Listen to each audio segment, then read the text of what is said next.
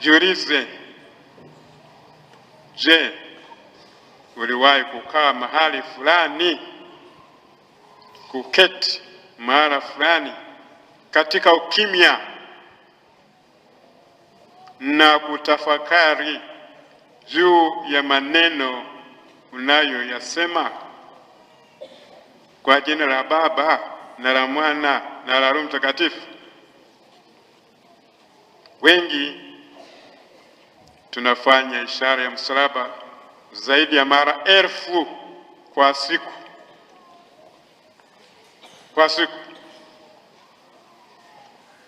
Lakini ni mara ngapi umetafakari maana yake? Mara ngapi tumetafakari maana yake? Leo Mama Kanisa anatualika tufanye kazi hiyo,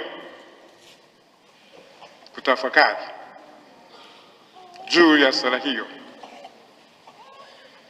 Sherehe ya Utatu Mtakatifu sio fursa ya kutatua au kutengua fumbo la Utatu Mtakatifu kimahesabu, kifalsafa au kiteolojia. Hata ukiamua kuacha kanisa ukaenda zako ukisema, sasa mimi hatimaye na uelewa Utatu Mtakatifu kikamilifu,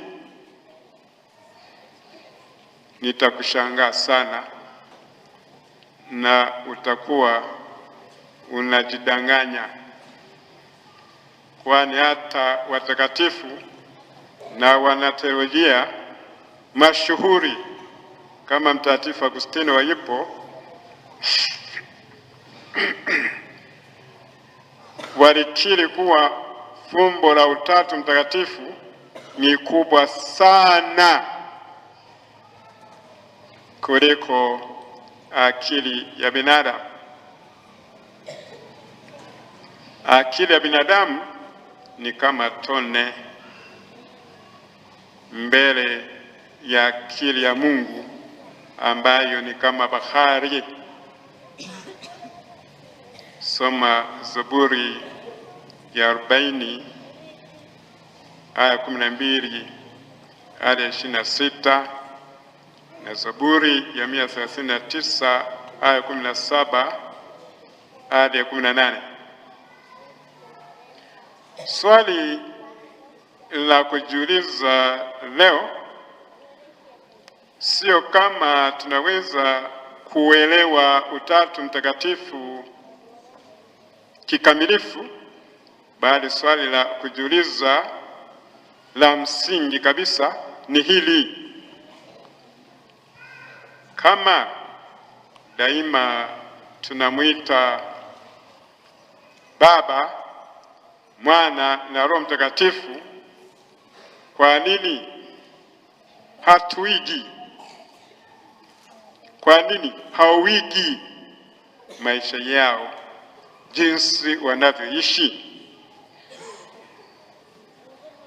Kwa sababu Utatu Mtakatifu sio tu mafundisho.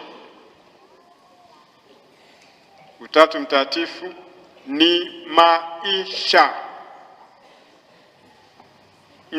maisha. Utatu Mtakatifu sio teolojia. Utatu Mtakatifu ni maisha.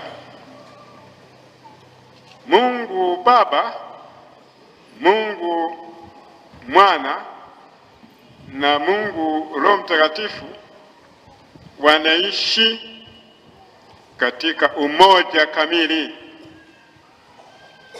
unaoalikwa tuishi. Wanaishi katika upendo kamili ambao wanatualika tuige.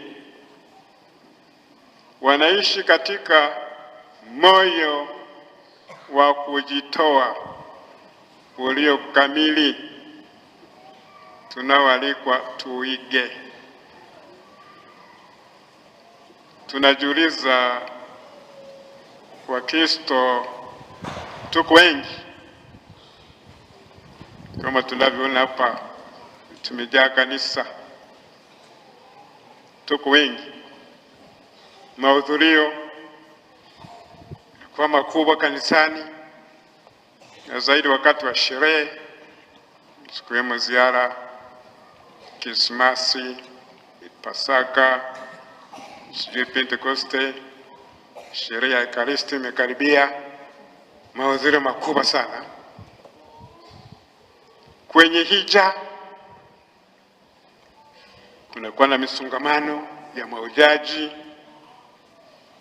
kwenye makongamano, kwenye mikesha, makundi makubwa ya Wakristo waumini, sherehe za harusi, hasa zaidi kwenye kumbi mafuriko. Lakini kanisani wakati wa misa ya harusi, waone waumini wanawahi wapi? Mnawahi wapi? Mnawahi wapi? Niambie. Ukumbini.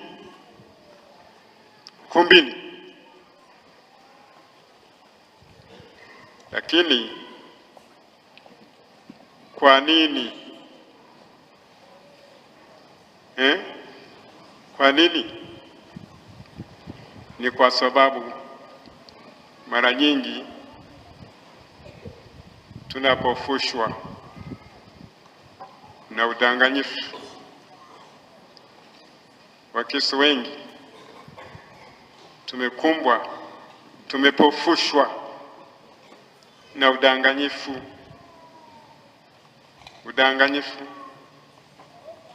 Mfano, angalia mahala ambako ajali zinatokea za gari,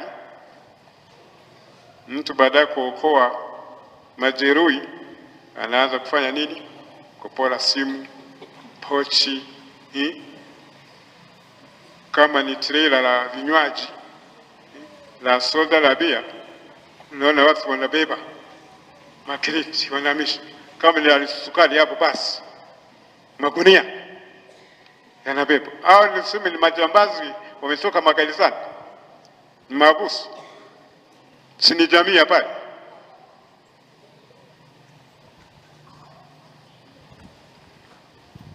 Udanganyifu, migawanyiko ya kisiasa, utekaji, ufisadi, dhuluma, rushwa, uzembe, ubinafsi, ushirikina na kadhalika vinatawala kati yetu na vinatupofusha. Inawezekana kwa sababu Mungu tunamjua kwa sehemu ndogo sana, kama wale vipofu na tembo. Au pengine shida kubwa, hatujamruhusu Mungu, hatujamkaribisha Mungu katika maisha yetu aweze kuyabadilisha maisha yetu yafanane na ya kwake, aweze kutuambukiza upendo na huruma. Hatujamkaribisha na tupende kumkaribisha Mungu ndani ya mioyo yetu. Tunamwambia subiri baadaye, kamba nzuri byangi, hebu nianze nijibofushe kidogo.